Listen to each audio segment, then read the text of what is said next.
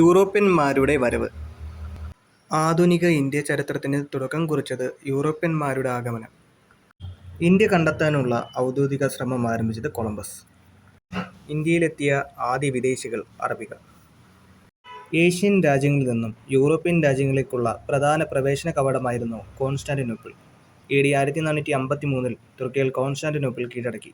ഇത് യൂറോപ്പും ഏഷ്യയും തമ്മിലുള്ള കച്ചവട ബന്ധത്തെ തടസ്സപ്പെടുത്തി. ഈ പശ്ചാത്തലത്തിൽ യൂറോപ്യന്മാർക്ക് കടൽമാർഗം ഇന്ത്യയിലേക്കുള്ള ഒരു വാണിജ്യപാത കണ്ടെത്തുക ആവശ്യമായി വന്നു. കടൽ മാർഗം ഇന്ത്യയിലെത്തിയ ആദ്യ യൂറോപ്യന്മാർ പോർച്ചുഗീസുകാർ. ഇന്ത്യയിൽ നിന്നും ആദ്യം തിരിച്ചുപോയ വിദേശികൾ ഡച്ചുകാർ. ഇന്ത്യയിൽ ആധിപത്യം സ്ഥാപിച്ച യൂറോപ്യന്മാരുടെ ക്രമം: 1. പോർച്ചുഗീസുകാർ, 2. ഡച്ചുകാർ, 3. ബ്രിട്ടീഷുകാർ, 4. ഫ്രഞ്ചുകാർ. ഏത് നൂറ്റാണ്ടിലാണ് യൂറോപ്യന്മാർ വ്യാപാരത്തിനായി കേരള തീരത്തെത്തുന്നത്? 15-ാം നൂറ്റാണ്ടിൻ്റെ അവസാനം. പറങ്കികൾ എന്നറിയപ്പെടുന്നത് പോർച്ചുഗീസുകാർ. പരന്തീസുകാർ എന്നറിയപ്പെടുന്നത് ഫ്രഞ്ചുകാർ. ലന്തക്കാർ എന്നറിയപ്പെടുന്നത് ഡച്ചുകാർ. വെള്ളക്കാർ എന്നറിയപ്പെടുന്നത് ബ്രിട്ടീഷുകാർ.